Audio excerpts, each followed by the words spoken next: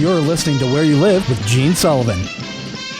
Welcome back to Where You Live. It's great to have you with us this weekend. We're broadcasting from the Natural Green Lawn and Landscape Studios, brought to you by Extreme Exteriors and American Family Insurance, the Kim Bennett Agency. Before we get back to our topic, we're talking about today pet owners and non-pet owners who live in Florida. There seems to be a big butting of heads as wills are being bandied about here and people are pushing for their rights. And you've got the rights of people who say, well, we purchased the condo in this condo association because it said no pets were allowed. We want to see that right established. And someone else that comes in and says, but wait, there's something that the ADA, the Americans for Disabilities Act, has that's called an emotional support animal. And I need a dog now or a pet for my emotional support and well-being. The question I have and asked is, why can't the people who need pets for emotional support pay attention to reading their governing documents before they purchase? And if that is that important to them, buy into a community that allows for pets instead of demanding their rights, because you have this situation where you have people who medically cannot live if they are exposed to animals, such as Steve Vincent, who is a kidney transplant, and his doctors specifically forbade him from being able to be close to animals. And yet now he is being barraged in the elevator by dogs, and he's very concerned about this. My question is, where do you go with these competing rights? Okay, it just to me seems unbelievable. And then I talked about there are websites that are popping up that are helping people. One called freemypaws.com, giving all the friendly advice that you need to be able to get around and be able to get an animal identified as an emotional support animal. It's interesting. I began reading some things from their website.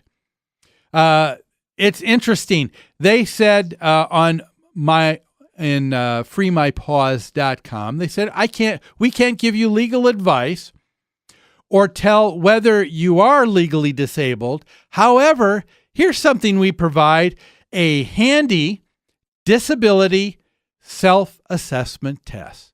That's right. All you need to do now, folks, is to go on this website and go through their questionnaire. And at the top of the page, it says, see if I qualify for an emotional support animal. And then they begin going through questions that they're asking you.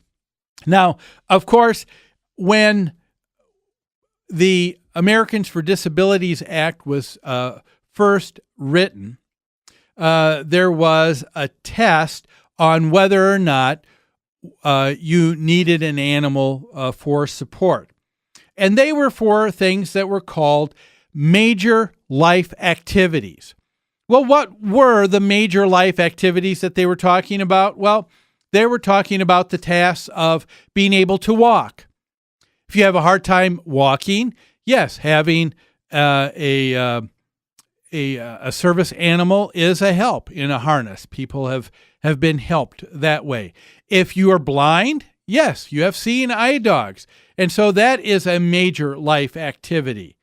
Hearing is another. If you're deaf, you would need an animal because the animal can hear for you. And when you can't hear that a car is coming down the road and are blindsided, you have a dog that does and stops the person and helps save them. So you have a number of things that were considered major life activities, and they made sense. And we understand the ones that we need for walking and seeing and hearing, okay? But since that time, major life activities have included these items. And tell me if you think this is a major life activity. It also now includes sitting. That's right. You need a service animal for sitting. Here's another one. You need, they consider another major life activity, bending. That's right. When what a person, what do you think of that, Chris? I guess I took bending and sitting for granted, apparently. The activity of just bending. If you have difficulty, you might need a support animal. Actually, what a person may need to do is just push themselves away from the table a little bit earlier so that they can bend a little bit easier, and it also includes reading. Now, why do you need a support service animal for reading? Can the dog read to you? There are those talking dogs who can do math and stuff. I guess so. And then it goes on to identify even other things: thinking, concentrating, interacting with others. The problem we have, folks, is that we have talked about and we have emphasized throughout the last couple of generations in our society the quote unquote rights that people have, that we have people who don't know how to interact with one another, I will submit to you, and because they are self-centric and self-centered and thinking of themselves, because we've gotten away from this idea of also balancing rights with responsibility. And you always need to do that. Our founding fathers talked about that this experiment called the United States of America would succeed because of a balance of rights, but also responsibility. And you can't do away with one or the other because it's not going to work. And we're seeing that today. But now we have this idea of competing rights, and we have this idea of this website such as freemypaws.com now helping you out with a self-assessment test to see whether or not you can hornswoggle and flim-flam your way into saying to the homeowner association that allows no pets, you've now got to allow me to do this because I need this even for my ability to interact with others. I need this for my ability to think. I need this just to bend over. I need this to be able to read. And I'm telling you, it is becoming ridiculous because what's happening is in all of these disabilities, we are becoming a society of people who are, we've gone overboard and we are just whiners and complainers and people demanding our own way. And there are some big issues that I see with this. The website, this one called freemypaws.com, also goes on, and they answer frequently asked questions like, how do I qualify for this emotional support animal? And here's what freemypaws.com says.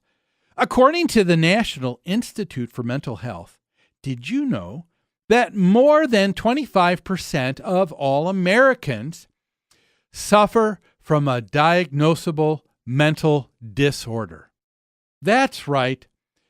And so they go on to say, even if you don't think you're legally disabled, you still may be, and we're going to prove it to you. We're going to show you how you have a disorder, and this disorder now qualifies you for emotional support of an animal.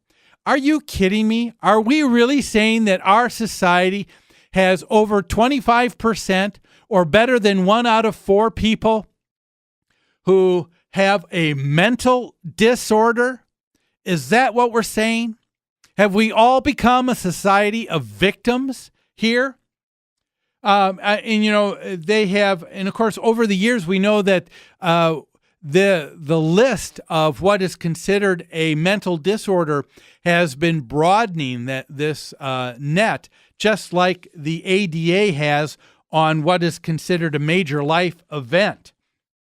And so now because of that, we have things that are included that are just ridiculous. Folks, I don't know if you remember, a couple years ago, we had on a gentleman who was a psychologist. His name was Gary Solomon, and he was from Arizona. It was interesting. He came up and he was trying to get a disorder labeled by the medical profession called HOA disorder. That's right. He wanted to see the fact that you lived in a homeowners association would be enough to be able to be labeled a disorder itself.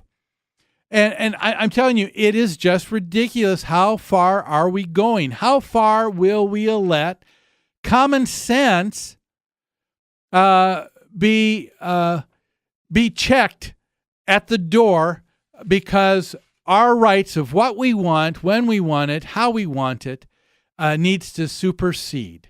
And again, what do you do when you have these competing rights? Well, we're going to talk about this more. We've got one more segment here, and we will wrap it up after these messages.